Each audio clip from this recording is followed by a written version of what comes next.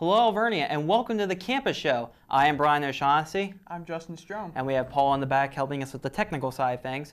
And together we create a short film that will showcase a series of videos produced by the talented students here at Alvernia University. These videos include theater, sports highlights, and personal interviews that will keep you entertained. So sit back, relax, and enjoy the show. Let's go. All right. First, we'll take you behind the camera to a 1947 play written by American playwright Tennessee Williams, A Streetcar Named Desire. This 20th century drama film is Williams' masterpiece. The original Broadway production was directed by Irene Mayer Selznick and opened at the Schubert in New Haven before moving to the Ethel Barrymore Theater on December 3, 1947. Williams received the Pulitzer Prize for Drama and 12 Oscar nominations. So without further ado, here is a behind-the-scenes look at Alvernia's production of A Streetcar Named Desire.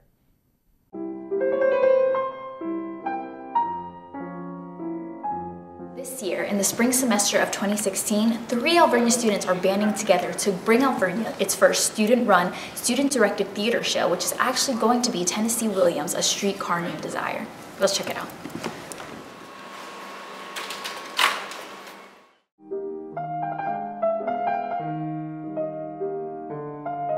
I am a senior here at Alvernia University. I'm a theater major, and I have been the stage manager here for the past 4 years.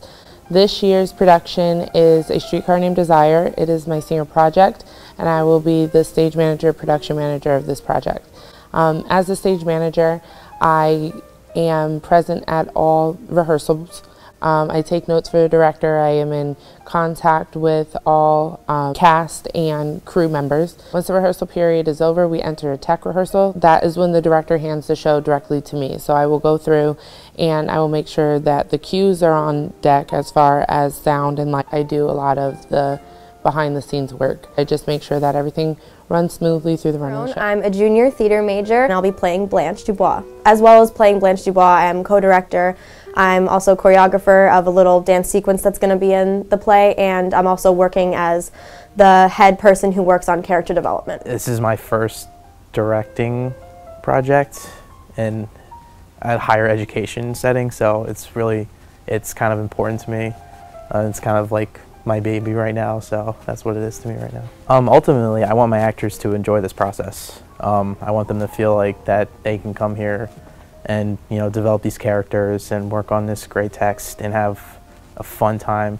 I think this is kind of an opportunity to show what we do here, what we've kind of learned and what some of us actually want to do in our careers. This year, we approached auditions differently, so we held closed auditions as opposed to open auditions. So the actors will come out, state who they're reading for, what character they'd like to be, and as directors we would sit and watch them audition, and then after the audition we would have callbacks and stuff like that.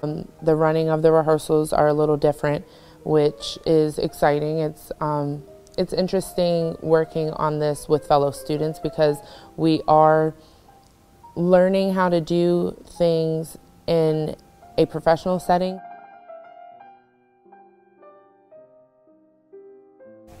So basically, the production of A Streetcar Named Desire is about Blanche Dubois and her journeys to and from where she originally was in her plantation, Belle Rive, and she travels to New Orleans to be with her sister because of a bunch of loss and grief and all the things going on in her life. So the play goes through the discoveries of everything that's going on in Blanche's mind that eventually leads her to insanity at the end. So there's a lot of development and a lot of different themes and motifs and things that are going into it that I think are going to be extremely challenging, but I think that with the hard work and dedication that we have from everyone in the cast and all 3 co-directors, that we're going to get something really good out of this. I want the audience to be able to kind of sit down and enjoy this American classic. Greatness, obviously.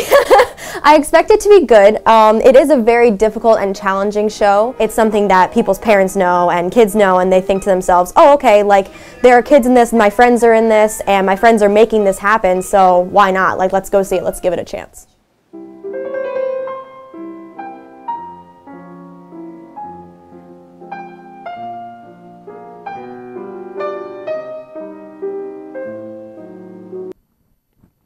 And I know a lot of people in the theater program, and they have been really pushing for student-run production, and it is just great to see them get their wish. Yeah, I mean, I might get myself a ticket. I have not seen play here on campus, but that one seems very interesting, so I actually might be going. How about you? Yeah, oh, absolutely. I know a lot of friends that are in it, and definitely going to go out and show our support. So where are we going to be talking about next, Justin? Next, we're going to visit the athletic department at Alvernia University for a special interview with Coach Tom OConnell. OConnell has managed the men's ice hockey program for the last 14 years and has led the team to some great victories. He's also been an alumni player and a mentor since the team has started. O'Connell will be ending his tenure here with the ice hockey team at the end of the year, but will stay here and to continue coaching the women's golf team. We wish Tom O'Connell all the success in his new position, and let's get into this awesome interview, which I thought went really well.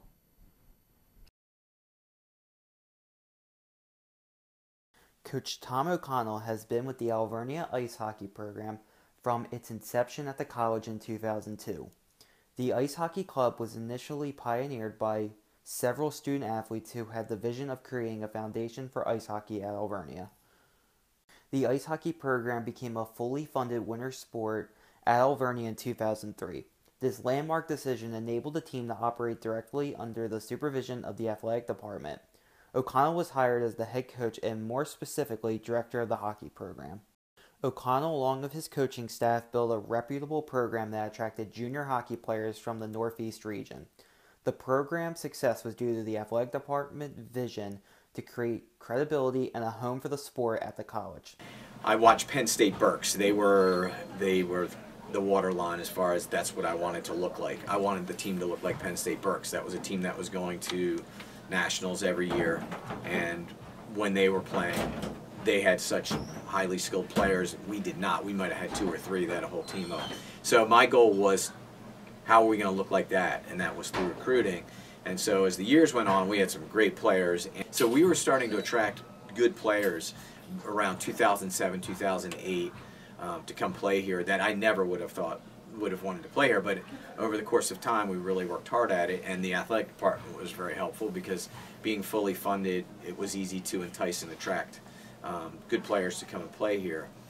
But those are some of the names, and then the last 4 years, excluding this one, when we went to the regionals every year, the ACHA Atlantic Regionals, players like Nico Del Giorno and Brian Callahan and Jimmy McKelvey, and I'm shortchanging some other players. Dustin Stuck was on board last year for a year. So guys that really played a high-level travel when they were growing up to come play here, those are the kind of guys that really push the program to a different level on the ice.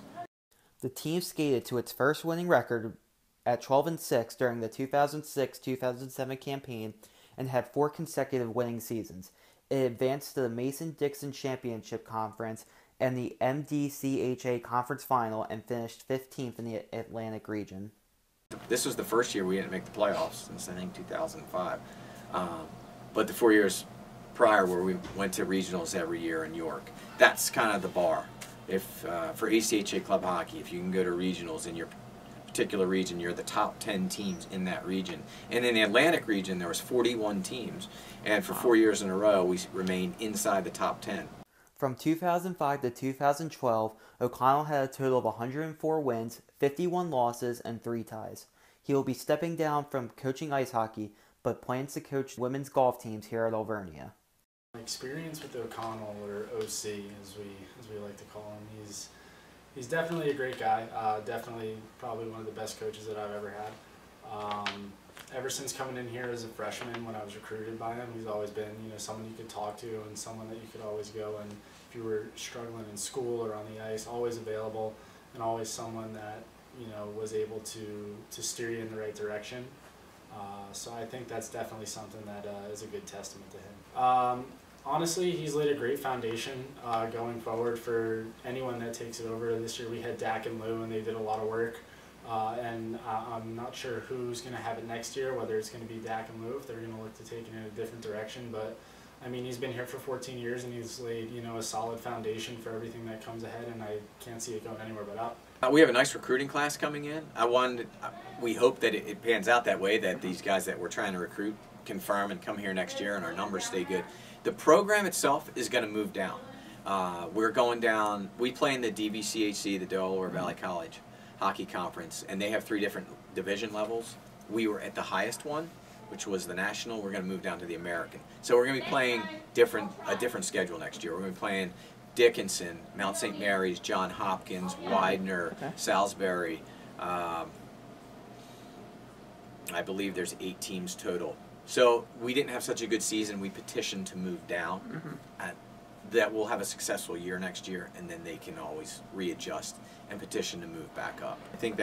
I think people like to watch hockey, and I think it's going to continue to go just the way it has been. I think it'll be strong, and just because there's a change in who's coaching, it doesn't mean the kids stop playing hockey. It's just, you know, sometimes change is good. And as a personal note, I just wanted to say that Justin really pushed for this story to get done, and his vision of the story, and he's a huge Alvernia ice hockey fan, as we can tell by his apparel right now. So where do you see this ice hockey program going forward without Coach O'Connell? I think it might be challenging the first maybe season or two, but I see it good. I mean, I think they'll be back in the playoffs next semester, after semester ends, and hopefully one day we can win it all. Yeah, absolutely. That's definitely the goal, right? Oh, yeah. All right. Well, the third highlight of the show will focus on 2 athletes who are making history on the men's basketball team. These young men have a lot in common on and off the court. Not only did they play basketball together in high school, but also in college.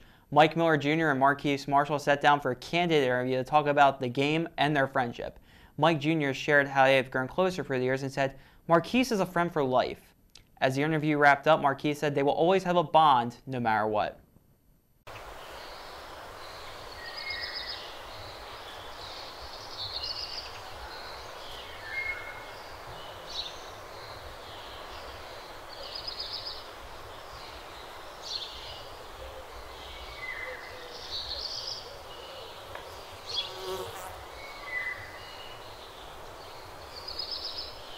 Berks Catholic High School.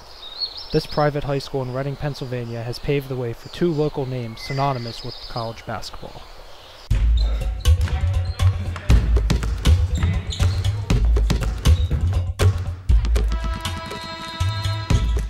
Everyone in Reading knows the name Mike Miller. Having coached Alvernia University for 12 years, it's no surprise. Mike Miller Jr., or Miller Lite, is currently writing his own story. Miller open in the corner, knocks down another 3-pointer. Back out to Sapp. Sapp looking for Miller. Miller knocks down his first 3-point shot. That story includes Marquise Marshall. Up to Marshall, and Marquise Marshall slamming that one down for the ship in. Over to Marshall, and Marquise Marshall slamming it. Growing up, I always knew Mike, so we always knew each other. So, I mean, it's been a long process, and basketball has helped us, grow as friends, or however you want to put it, probably more than friends because we knew each other so long. On the court, there's not much of a difference because we're still looking to win and we're playing together as a team, but off the court, I mean, my friendship with him has grown a lot since high school because just through the processes of getting him to come here and now being here older, a little more mature, and we have grown closer together as friends, I think, and you can see that on and off the court, and it is pretty nice. Alvernia University is a school known for winning, with 4 MAC Commonwealth Championships, including 3 in a row. This year, they look to make it their 4th in a row in front of the loudest and craziest fan base in the conference. The 3 colleges I've been to, Towson, East Stroudsburg, and Alvernia, this is definitely probably the strongest fan base, whereas there's actually a student section. At Towson, there was a lot of fans at certain games, we play Temple, there'd be, plenty of fans there. The fans, they really want to see you succeed and, they really want to win. So I feel the fan base just, they're cheering more for a friend and not just, oh, that's the basketball team on campus. Our fans have been strongly supporting us. Even when we're in a little bit of a slump, I mean, they still kept coming and rooting for us, and each win, they just keep getting crazier and crazier. And I think for the playoffs now, too, we're going to have a great support system. And also, people around the county have been asking me how Marquise is doing, how nice it is of us playing together. Even I've seen in the crowd some old people from high school that came to our high school games, and they're here supporting us too. So not only our students are supporting us from around here, but also older people around the county are coming to our games and supporting us, and it's just really nice to show that we get a lot of support here at Alvernia. Their friendship is one that has grown, and one that the two take great pride in. Looking forward to the future, both on the court and off. I think the main thing, I think we're always going to be close, no matter what. Like, we're probably going to have the bond of high school and now college players playing together, so we're always going to have that bond, as well as his dad and my dad, you know, have the bond of player-coach. I think our goals are the same, though. We just hope that one another is successful in whatever we choose to do, whether he decides to follow his dad's footsteps and be a coach or, you know, do something else. I just hope he's successful. Definitely strengthen our friendship and coming here and getting to know each other better. So for the long term, I mean, I know he roots for me and I root for him on and off the court. So I know he's a good friend. And I know that's going to continue to happen as the years go along. We're very competitive on and off the court, and we root for each other all the time. So I know he's a friend for life. And by him coming here, I got to know him better, and he's been a good friend.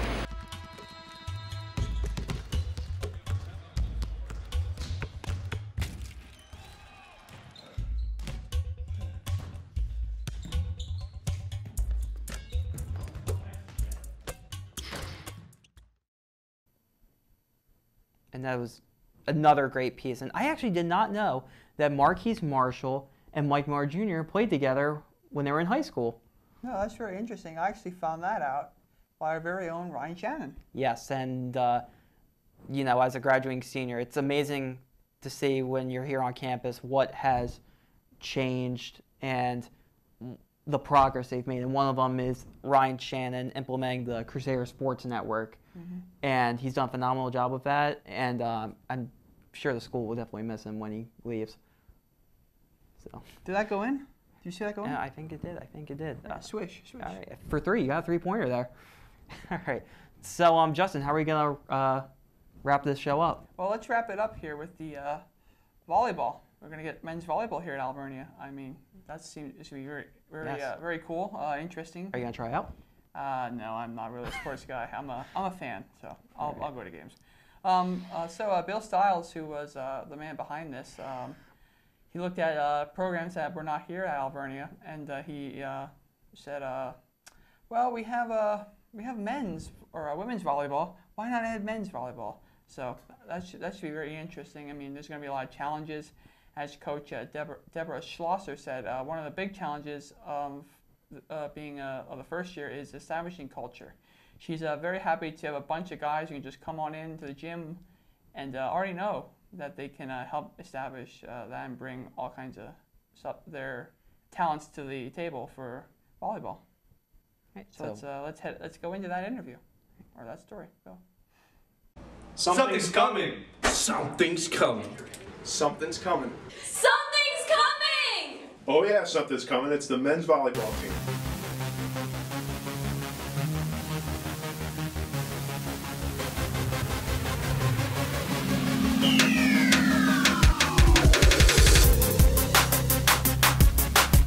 Alvernia University Athletic Director Bill Stiles announced that men's volleyball will be added as an NCAA-sponsored varsity sport starting in spring 2017. We looked at academic programs, they looked at athletic programs, you know, any kind of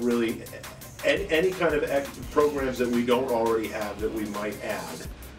That could enhance enrollment. What also helped Stiles and the university make the decision was that other universities in the Middle Atlantic Conference, the MAC, were thinking of adding volleyball as well.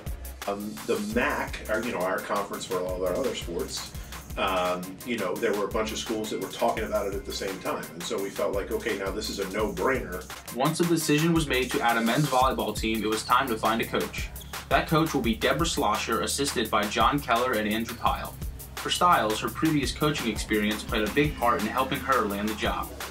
To me, it was her high school experience and success was very attractive. Her experience at one of the top programs in the men's programs in the country at Kane was very impressive. And her connections. I mean, I think that's the biggest thing. Her network and her connections, you know, made her the ideal choice. I'm very excited about what she's going to bring to Alvernia in the men's volleyball program. Schlosser and her staff understand that taking over a brand new program will not be easy, but are ready to take on the challenges. Well, one of the bigger challenges will be filling our roster because we started late, which is exciting. It's a big opportunity for kids who want to come in and play, but it's a lot of work of contacting kids and figuring out who can make the college decision this late. So we've been really lucky because there's a lot of kids on campus and we can tap some of them. Very impressed with the character of the guys who have been here and really happy with that actually, because one of the big challenges of a first-year program is establishing culture. Having freshmen who come in and being able to say to them, this is who we are, this is what we believe in. I'm very happy to have a bunch of guys walk in the gym who already kind of know that and can help establish that. Freshman athlete Nick Bombard feels the coaches have done a great job and is confident they can handle the difficult task of starting a new team. The coaches have been great. Coach Deb and Coach John have been really helpful with us. A lot of stuff with me, they've personally taken me underneath their wing, taught me a lot of techniques that I didn't know beforehand. They really developed my skill, and they're really out there to push us and push the team all together and make it. They're really big on team chemistry, which I think is a great aspect. The first-year philosophy for Schlosser will be building a foundation that will provide her team with the tools to win. The job is to really progress day by day and make sure that we're better day by day, and to start instilling a culture of making sure we play the way that we need to and doing the things that we need to eventually make sure that the wins come.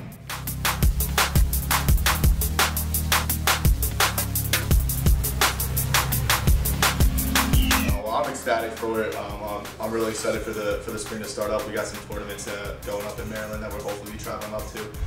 In reference to the school, I think it's just going to bring a hype back to the gym. For Alvernia University, I'm Brad Vangelli.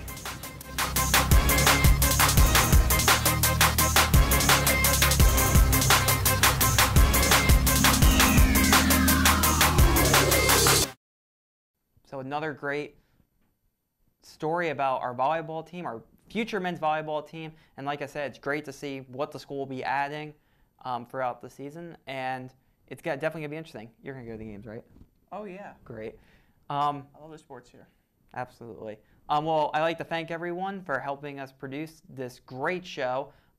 Special thanks to the Media Suite and Paula in the back for the technical side of things. And this is Brian O'Shaughnessy signing out. I'm Justin Strohm. And right. let's go Crusaders. Yep, go Crusaders! Yeah.